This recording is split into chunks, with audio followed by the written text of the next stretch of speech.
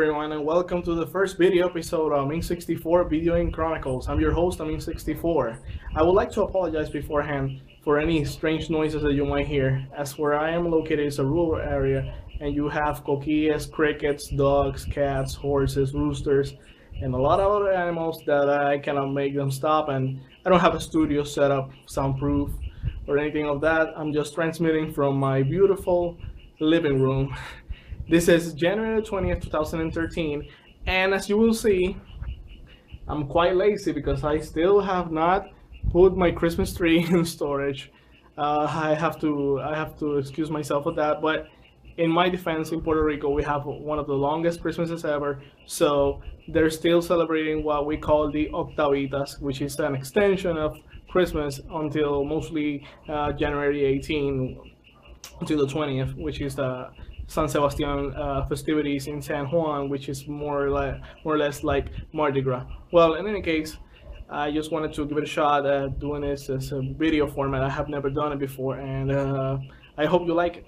Well, the topic I wanted to discuss today is regarding something that has to be do very close, something that's very close and dear to me, and it's regarding how video games influence what I do today in my work as an adult. Like many of you guys or people that you might know, when I was finishing high school, I did not know what to do in regards which college I would go, which I would major in. I was pretty much going through the classes and getting the grades without much effort. I was not caring about my grade point average and that sort of thing. So when I reached 12th grade, I found myself without knowing which college I was going to go to or which thing I was going to study. I did take the college board when I was in grade 11 in the summer, but I did not care for the results, and I did not send any submissions to other colleges hoping to get into some type of major in any discipline, or such as math or engineering or anything like that. So I had no where to go. I had no point. I had no idea what I was gonna do. For the most part, I thought that I was gonna work and maybe study somewhere close to my parents' house, but I had not made any choices.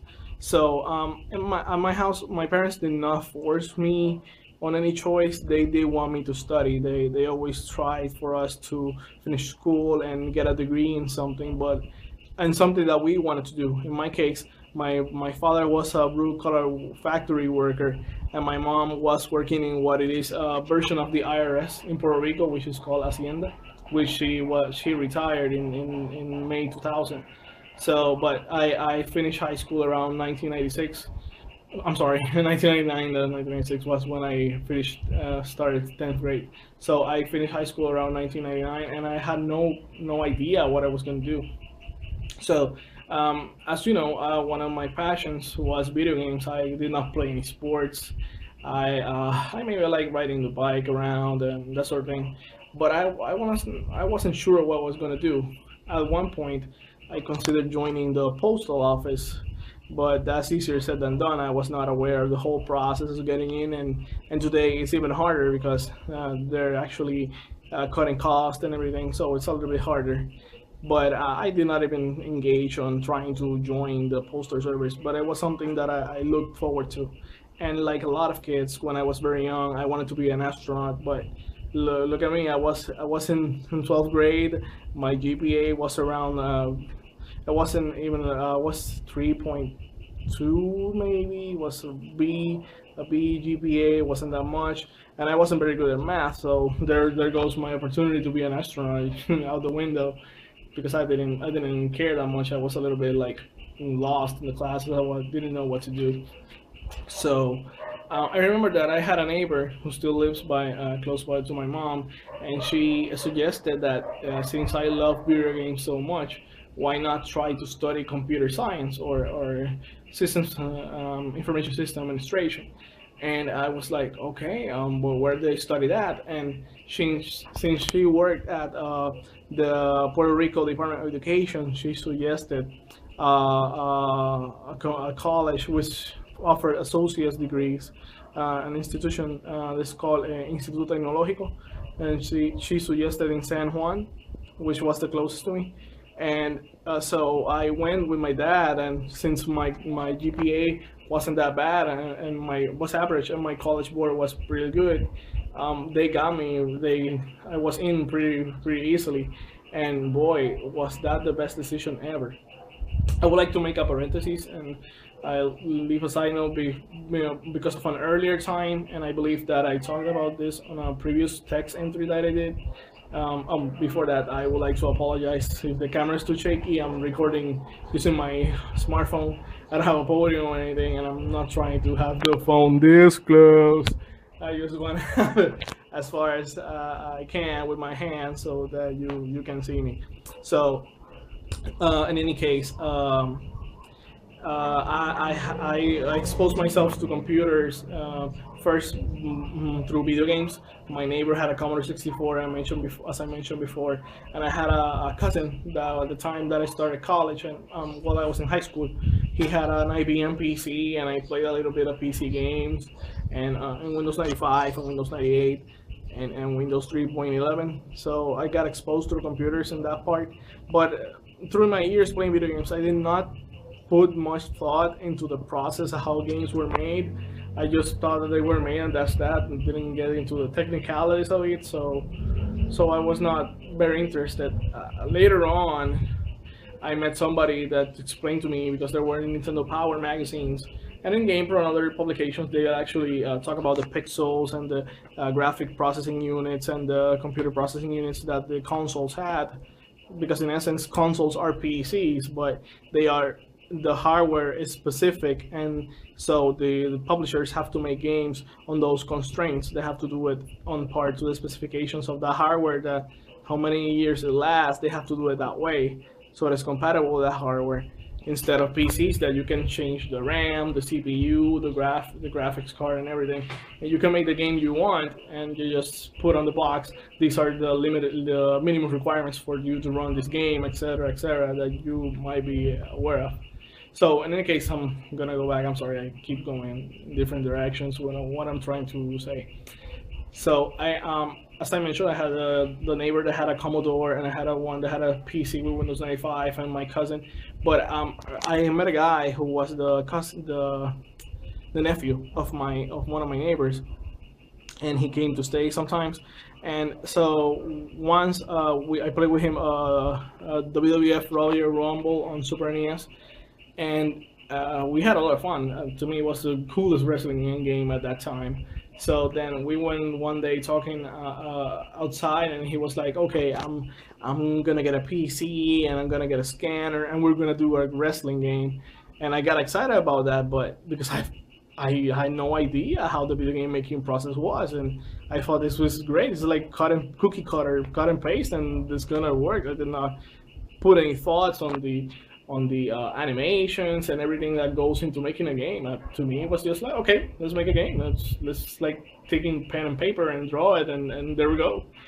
And so, needless to say that we did nothing. It was just kids' dreams, and nothing happened. So let me go again to when I jumped from high school to get my associate's degree. And so while I was there, I studied management information systems, but actually the degree, you had an exposure to mostly computer programming and networking and project management, and you had to develop some software, but it was something a little bit, it wasn't like the games, it wasn't the experience that I was expecting. Needless to say that at that time, I don't believe in Puerto Rico there were any degrees on video game design or anything. Now there are. There are many. They're more available than back in 1999. So I believe that we made some programs that were for educational purposes, and we did some type of gamification of them to make them more attractive to kids. And I do remember that when I did a project, I tried to add an element of video games. The one that I remember the most was when we took the web page design class. I would put animated GIFs of Street Fighter Alpha characters. I believe it was Street Fighter Alpha 3 GIFs, and to me that was the coolest thing. The background was from the characters, and I put animated GIFs on everywhere. And most people that knew me knew that I tried to put video games everywhere I went. I remember I had a locker and I put stickers of video games, and everything I tried to keep it video game focused, even though I was not doing anything that was pointing me in that direction and eventually working with video games, at least in my mind. So, when I was working there, I got exposed to emulation. Yes, it's piracy. Yes, it's the games that I purchase. But at that time, I was had no money. I just had a PC and a few floppy disks and a zip drive, and I would just get ROMs. And I had the Neo Geo emulator, Super NES emulator, Genesis, Game Boy, NES, you name it. And I played a lot of games that I would have not been able to, because mostly they were Japanese games, and I was exposed a lot to anime during those years. So I was looking for Dragon Ball Z and Gundam Wing and Macross and a lot of titles that would never reach the States, because if they did, they would reach under another name due to licensing issues or not arrive at all. So that was my only way to get exposed to those games. And okay, anyway, during those years, I kept playing those games in the emulator, and sometimes we would get together and play PlayStation or PlayStation 2 games whenever we had the chance. And eventually, when the Dreamcast was released, we would get together to play. So I graduated, and then on, I started working on different companies. At the time when I graduated, I decided that programming was not the way for me to go. I did not enjoy it that much, and I got a little bit bored with it. So I decided to just keep on with the infrastructure, the IT part of PC, servers, networking. I kept doing that because I had a lot of fun with it, and it's something that I always found an opportunity to work. So I started working, and I decided then to finish my bachelor's degree, and I went to the Inter-American University Metro campus, and that's where I finished my bachelor's degree. There, I played games there, but not through emulation. It was mostly because the guys. By the time I was studying there, the Nintendo DS was released and also the PSP. So when the Nintendo DS was released, I got one, and sometimes we would get together to play Mario Kart DS via Wi-Fi. Well, actually, that's the only way to play, or by ad hoc local Wi-Fi. And the PSP, I did not care for it. I don't own it at this time, but I got exposed to it there because the guys will bring it and show it around. But there, I did not make that many friends because I was studying at night, so I just went to the classes and left. At some point, I took some courses in the daytime during the summer, and I met a few other people. But again, it was not the environment for me to be hanging out. To me, it was just go to the classes and turn back. But I finished my degree, and so I work on different companies in the IT industry in Puerto Rico, and now until I end up where I'm working at, which if you can see it from my profile and my phone and my Surface, you might know where I work at now. And this phone is sponsored by Microsoft, and Microsoft Surface is sponsored by Microsoft too. I work there. I've been almost 2 years now. It's been great. Well, Microsoft is involved with the Xbox, a little known console as the original Xbox and the Xbox 360 and Xbox Live and Kinect. And Windows Phone, you have the Windows Phone games, and at the Surface you have the games of the store, and Windows 8 have the Windows 8 store games also, and the games that were published under the Games for Windows Live brand. And now the Play, the new one that was announced last week, Play also. So I at this time do not work directly in a type of job that has to do with video games on Microsoft. But what I wanted to point out is that through my exposure to video games, through my love of video games, and by the advice of a great neighbor that she knows who she is and she's excellent, she's great. I hope she's doing very well. She saw that I was interested in video games and suggested that certainly video games have software development. I'm sorry, well, they do the engines that they use. I'm sorry, the engines that they use, whether it's Unreal or whatever other engine that they use for their games. So they have developers, and they have infrastructure, they have servers, they have PCs, they have tech support. I would like to point out that on games before, I did not care much about the credits. And on some games I don't even read them at all. But sometimes there's like if I finish a game, I go through the credits, and you can see that there are a lot of people that do different things on that are involved with making the game. It's not just the developers and the art, the director and the producer. You have help desk, the catering personnel, human resources. There's a lot of different people that work on different trades that bring their part in the production of a game, whether it's not something that you actually have to play with or interact in the software, but they help the operation that actually gets the game done. So it's a big machine where a lot of people put their hands to help it reproduce. And on a certain extent, that's the way I feel now, that even though I'm not involved with the Xbox team, the type of work I do in some way or other helps them make games. Don't ask me how, but I feel it's that way because when you look at the credits of a game, if you look carefully, there's so many people from so many teams from so many countries that give their part to making those games, that it's incredible. I am as I grown older, I have come to understand that even though I do not actually work on a game, I don't have the skills maybe that I think like a graphic artist or a software engineer or any type of those skills. Maybe my other skills that I have been exposed throughout the years, in some way in the future, hopefully, I would love to be involved in the creation of a game. Maybe I could be part of a game and the making of a game, and that is something that would be one of the ultimate experiences for a video game fan. I have to acknowledge though that um, I believe that sometimes it's better than to consume something that been involved in the production. For example, there are people that cook for a living, they're chefs or work at fast food restaurants, just doing the food all day. But if you ask them if they eat there, maybe they ate at the start, but they don't eat there anymore because they're fed up. They smell every day, and it's the same, so they get bored. And I understand that. So I have to also understand in the video game side of things, that the people that work on a game 2, 3, 4, 5 years, they will get tired of that game and maybe not play those games at all. Maybe they just go out and go fishing, basketball, or they work on their cars. They try to distract themselves from producing a game that, even though they love it, they have to take some time apart from it because they will go crazy. Or maybe they just have other games that they played, just to take their mind off that game that is work. It's different because most of us come home, or we have our consoles, portable consoles, on our pocket in our bags, and we just, to distract ourselves, do it. We get to go to a doctor, or we're in a waiting room.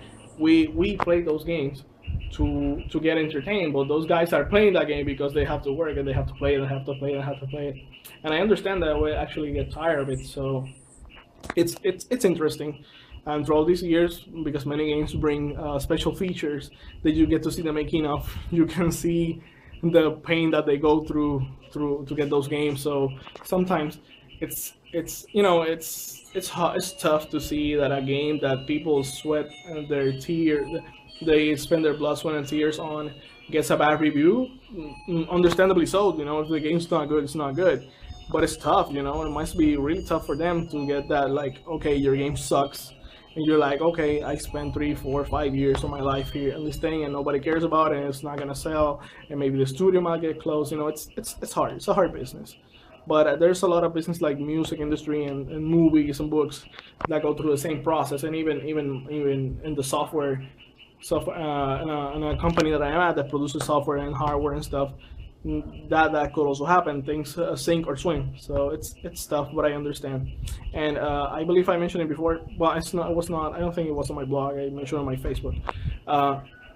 That while ever since I joined this company, I got a better appreciation of the video game making process as well as the software creation process, and I just removed myself from anything that had to do with piracy, because I did download those games, and at that time, and sometimes I feel real bad because, for example, consoles that could have been a success, or games that I might have been able to reach stateside, maybe they decided not to because the piracy was so much. But in any case, I'm good. I have the alternatives are pretty good. Steam, PlayStation Plus, Xbox Live. You know, it's the options are there, and you have an option to support a console that you enjoy.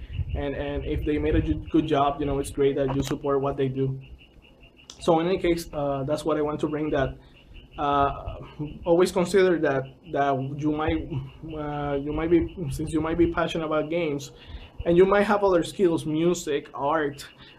You might be able to do something that eventually will end up you joining a team that has to do with video game making. That's something that you look forward to, but it has to do with, you know, with luck and opportunity, and you know, working hard, and being responsible for the most. I remember a professor that once said, you know, it's not the most talented that sometimes get their goals, and sometimes are the most responsible. And I believe so, because I'm gonna be honest in saying that I might not be the most skillful IT guy in the world. I believe I'm not. I always learn something new from somebody every day. You know, there's so many talented people, and even more where I work. So I what I bring is my honesty and my responsibility, and you know, just being there on time, and giving the best that I can, and trying to learn so I can do better every day. So anyway, thanks for watching. I hope there wasn't much of a pain to watch it, and I hope to hear from your feedback. You can give your feedback on my blog or on YouTube. I hope to have this up on YouTube if I'm able to, but I don't think it's too long. I only have, I believe, 10 or 15 minutes, but I'll find a way to upload it. And well, sorry, I will not edit it. This is gonna be the first and only cut. So I hope you enjoy them. Thanks. And well, men and women, ladies, everyone, and I hope you enjoyed it. And hasta luego. Thanks.